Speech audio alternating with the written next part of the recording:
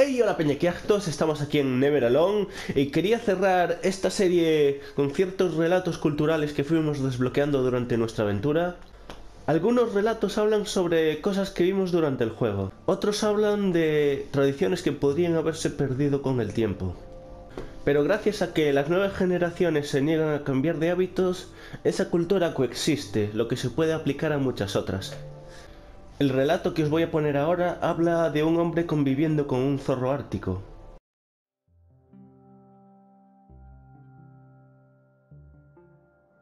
When I was growing up, my grandpa had a pet white fox. If you're a good friend with a fox, when there's danger abound, they try to keep you from getting into trouble. They pull tricks here and there, and foxes are like spoiled little kids in a way. When you let her out, she'd go prancing out in the snow, jumping in the air. I know she was happy then. Come running at me and jump on my chest, knock me backwards, lick my face, and I try not to let her. So that was my memory of my grandpa's pet fox. Este relato nos habla de la boleadora, que hemos tenido que usar varias veces durante el juego y demuestra que existió de verdad y aún existe.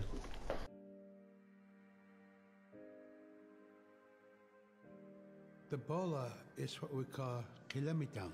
And the kilamitan is made out of braided sinew tied out to some heavy bone which you could twirl. In my case, we're catching ducks. When we're out whaling, sometimes the ducks start flying. And they're good for duck hunting. You know, if you're a whaling crew, you can't make too much noise. So you can't use a shotgun for getting some duck soup handy, you know?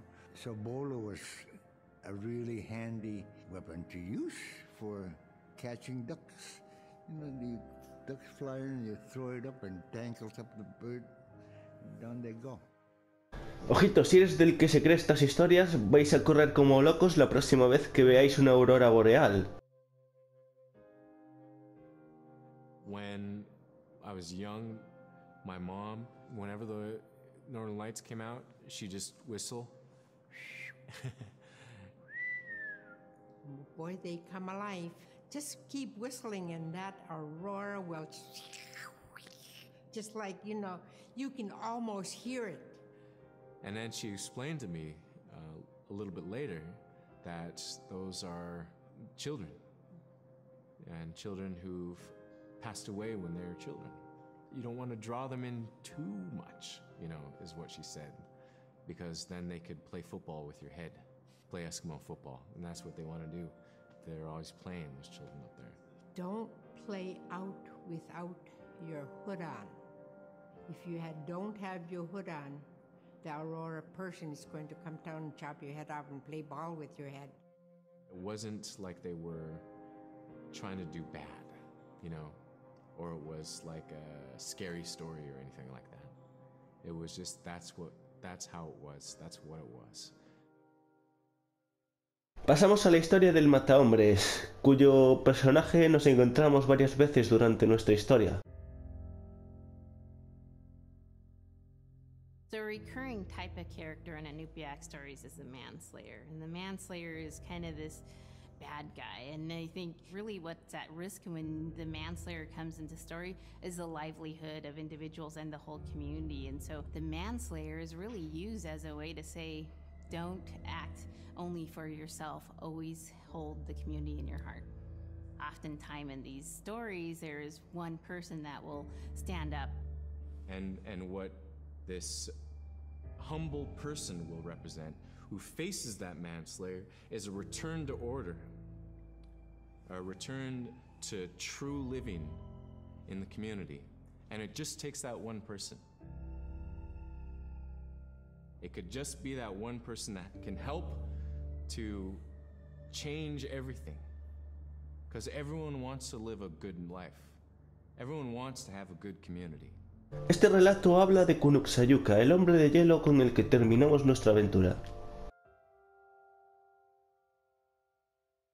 With the story of Kunuk Sayuka, told by Robert Cleveland, it's just a masterwork. It's a well-known story among the Inupiaq people, and in our case, of producing a video game that really reflects indigenous heritage. It captures the imagination, and it's something that you have a very specific kind of task to do. There's a blizzard, you know, and it is just a non-stop blizzard that is overpowering the people. And there's one man that wants to figure it out. And in our case of the story, it's a girl that wants to find the source of that blizzard. The blizzard man, it's like that is the physical embodiment of an element of nature. And so there's a person that needs to go up and take away that adze, that's chipping away that snow. In that community, the person least expected is the one who stands up and makes the difference. Humility is something that we value, and where that comes from is the idea that you are not the biggest thing in the world. And when you live in an extreme environment like where the Inuit reside, you're at the whim of the environment, of the climate, of the animals. You can be as prepared as you can, you know, by learning from your elders that, you know, you're not the biggest force in the world.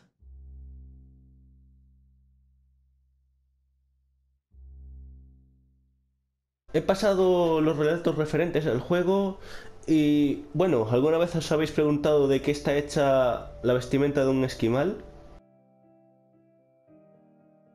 Caribou it provided for us in many ways. Our clothing in those days was made of all caribou skin. I grew up wearing caribou bands, mittens, caribou skin mattress, blankets. Some people had boots that were made with wolf leggings, sealskin sole bottoms. Baleen was shaved to make insoles. They kept us quite dry and warm as well. But the caribou skin clothing was the best. We would get as many yearlings as we could for our outer clothing. And for a heavy winter, we would get caribou in February or March because the hair was the longest and the skin was the thickest, and we would use those for our winter gear. With that stuff on, you could sleep outside in 50 below and it wouldn't bother you a bit. Habla de el calentamiento global por el punto de vista de estas personas. We're very much aware of the climate change, and it's been for many years, even before climatologists were noticing the change. Inuit were already saying, "Sila alangoktok." Our climate is changing. If the heat is going the way it is right now, for us it's going to be pretty bad. Different birds are coming, and they're coming earlier, and sometimes rain is more than what we want, because when there's more rain, we know it's going to melt the permafrost. In my time as a young whaler, when I was 9 years old, we're hunting from ice that was about 25 feet thick. And there was giant icebergs already floating, coming by. That was the first signs of a changing climate. Ice that never broke before was now moving. Now, here it is 50 years later, we're hunting whale from ice that's 18 inches thick. There's no more thick ice. It's creating a malfunction in our whaling season is what it is. Actually more than that, all seasons in general. I think we are more scientists than more people will realize. We have more knowledge of those things than people will ever know. Me gustaría escuchar una historia. Simplemente miradlo y os lo resumo luego.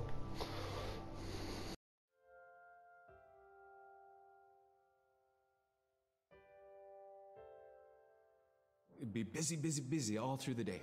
You get up and you just go right to work, you know, right to work.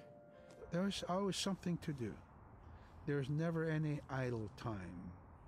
The only idle time we had was after we eat And before we go to bed, One of the older people would be just relaxing, laying down there, and saying, "You know, it'd be really nice to hear a story." And then just organically, someone would just start telling the story. Storytelling for the Nupiaq people is very important because it not only created that sense of community, but is a way to pass on wisdom to the next generation. It was like TV, you know? It was just like, it was as good as any movie you've ever seen. And the storyteller told it so clearly that it was just as powerful as any of the greatest movie blockbusters you've ever seen. There was a reason behind the stories that we were told because they held traditional knowledge. They held things that we might need to know in life, whether it was about how to find food or how to survive, or it was about well-being and the importance of connecting with people and being a good member of the community. We all do stories. We all live in stories. We all tell stories to our friends. And they need to be told. They need to be heard. ¿Veis lo que había? Antes no había ni televisión, ni ordenador, ni videojuegos. ¿Y qué hacían cuando se aburrían? Pues trabajaban. Y cuando había un momento de descanso, pues le decían a un anciano: cuéntame una historia. Y para ellos esas historias eran tan flipantes como para nosotros hubiera sido, yo qué sé, el Oculus Rift, que te permite ver el videojuego como si estuvieras ahí. Y tal cual le pasaba a ellos con esas historias. No creo que haga falta explicación para esto. Pueblo vivo, cultura viva.